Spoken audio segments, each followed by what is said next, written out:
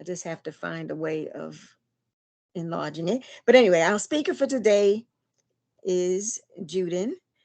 And Stephanie, since you're his evaluator, can you tell us a little about his speech, to give us the title, the timing for it, as well as what his objectives are? Stephanie? Just a quick I point got of a new order. device, so I'm still working on it. It literally is up and running today. Yay! So Judin is going to be presenting today. It is, I said, So his project title is How and What Will Benefit You from Proper Breathing. So those of you who are mentioning you want to be a little more relaxed when you're speaking, this could be good. He's going to be delivering a repeated speech from his previous meeting. That's part of his platform for how he's working in his pathways. So he's going to include feedback and evaluation from our fellow Toastmasters from our last presentation. So the speech will also engage with us, fellow Toastmasters, and guests where applicable. So to correct his grammar and pronunciation, singular and plural, is a goal. By the way, he's Mandarin as well as English, two wonderful languages to master. The speech is about how to breathe properly and what benefit the proper breathing will bring to you when you are stressed or you're not feeling good. So he will be delivering the speech without notes, but possibly with cue cards when he's going through his quotations. And with that, he has 5 to 7 minutes. Go, Judith! Before we start, can you hear me before we start? Do we have word of the day?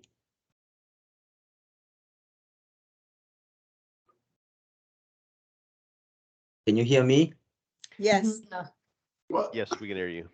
Jenny, if you didn't have I've one heard- prepare for us, or if Ida doesn't have one prepare for us, Judith and I came up with a fun one that went a little hard to do, but but Ida, usually we let Toastmaster of the Day do it. Did you have a word of the day for us? No, because I didn't know that was part of my responsibility. Right. Because if you go online, the forum said grammarian, which I'm the grammarian. Yeah, I too, see so- that. I see that now because I had asked, "What about a word for the day?" and nobody responded. But anyway, that's okay. That's all good. yeah. Hey, All right, so Yes. June's been forewarned that this would be my pick, and he said that it was hard because June's heater's not working today, and you can see I have gloves on. The word of the day is cold, as in Judith and I are cold. We're gonna have a lot of applause like this using the word cold. okay. Judin, you see the timer? Have you pinned the timer? The Which is, timer is Stacy, is that Stacy? right? Yes, Stacy. Okay, can you give me the sign which one is yellow, green, and red? Stacy. I probably should have asked this before, so I was gonna time it on my phone. I don't have any other technology. I also don't have red, green, and white. I mean, red, green, yellow. And yellow. You So know, I was just gonna, you can just Yeah, write it any on a paper. paper. Write the word out on a paper. Yeah. oh, okay, That way I know when I need to stop, when I can continue speaking. okay. I'm glad And, he asked. right, and yellow, Otherwise, You can I'll always just use speak. this kind of thing too, low tech, if you have colored paper. yeah. Yeah, she said she I know. didn't have that, so that's why I said she could just Yeah. write it out. So So, maybe Stephanie, you want to explain what's or Stacy, you can explain what's green, yellow, and red, man. yeah, I was hoping somebody could. Yeah, I I'll think go yellow ahead. starts at 5. Yes, because he's doing a 5 to 7 minute speech. So green will be at 5 minutes, the yellow will be at 6 minutes, and the red will be at 7 minutes, and then you continue to hold that up until he completes his speech. Okay. And at Okay. that time, he has 30 seconds to try to wrap it up. So if he speaks for 7 minutes and 29 seconds, he's within time. If he speaks for 7 minutes and 31 seconds, he goes over time and gets a mild scolding from the timekeeper, but does not have to repeat his project or anything. But this teaches us how to stay within time, which is very important in the real world. Yep. All right, well, thank you so much. I'm going to start my speech if it's okay. Sure. Yes. All right. Madam Toastmaster of the Day, fellow Toastmasters, especially welcome guests. My speech today is a repeated speech of last time, almost a month ago. Why and how you breathe. Last time I talked about what's breathing, why breathing, and how to breathe properly. And I will repeat a little bit of that information. Certainly, why people breathe. Well, that's a silly question. Of course, in this cold weather, if you step outside, it may be a little bit hard to breathe. Or in my house right now, it's really cold because I have a furnace problem and it's really cold too.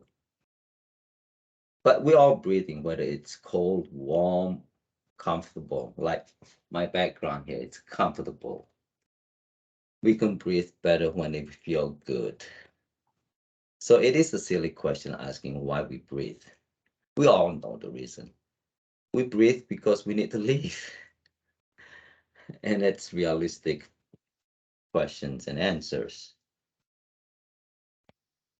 In most cases of shortness of breath are due to heart or lung condition. Your heart and lungs are involved in transporting the oxygen to your tissue and removing the carbon dioxide. And usually the problem can caused by fever, overheating, illness or infections, allergy, anxiety. And a lot of time we are more interested in finding out how we breathe properly, especially when we are in the recovery of illness. We go to therapy, rehab, even meditations. We learn how to breathe properly. So actually how you breathe. And I want to engage my audience, my fellow Toastmaster and guests, how to breathe. I'm not professional, but I did Google it and I found out how to breathe the right way. And I don't think I breathed the right way before I watched the video. You're supposed to use your diaphragm and not using your chest or not using your stomach. I was told that if you use your stomach, you push it out too much, it really can cause some side effect, not so pleasant. If you're using your chest a lot, it's also not that good also, even though your lung is around your chest, but use the diaphragm, they said. So maybe if you all can try it and then think and concentrate using the diaphragm and then breathe it up and then push it down to a little bit. See if you can try that. Let's breathe it up and then push it down a little bit. It's not easy when you have to concentrate on doing it, just like meditations. Close your eyes, don't think of anything. A lot of times when we close our eyes, we start thinking of other matters, what we're going to be doing, what we're going to see, what we're going to be eating. So now you know a little bit of how to breathe properly, but you can always Google it to get the most effect on that part. What's the benefit of breathing? We always get in the situation in the bad mood. We are angry. And sometimes we felt revengeful because somebody talked to you that you don't like to hear or did something to you that not proper.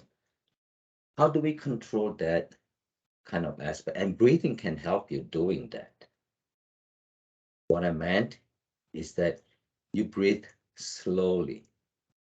You inhale slowly and you exhale slowly. And the reason for that is a lot of time when we get angry, we spontaneously and sometimes we breathe fast. When we breathe fast, that's how our anxiety get to it.